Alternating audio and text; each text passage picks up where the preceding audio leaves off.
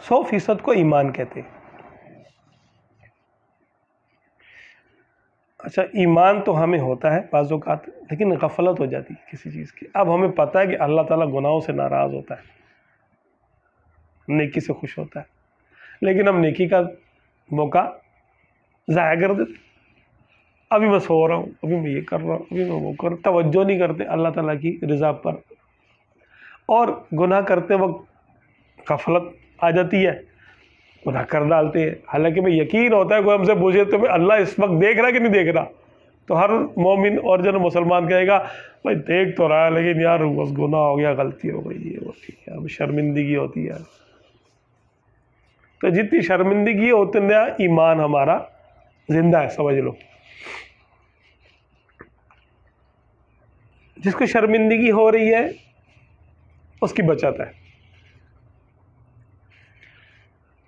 عذاب اس کے لیے جو بولتا ہے ہاں اور کر رہا ہوں میں گناہ، کیا ہو جائے گا، کچھ نہیں ہوتا، معاذ اللہ معاذ اللہ، جو بے باک ہو جائے اور اکڑ کے کھڑا ہو جائے کہ نہیں کیا ہوگا، کچھ نہیں ہوتا،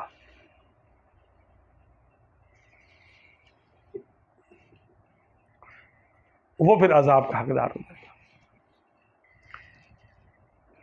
اس کا معنی کہ اس کے اندر پھر ایمان نہیں ہے، ایمان ہوتا تو شرمندہ ہوتا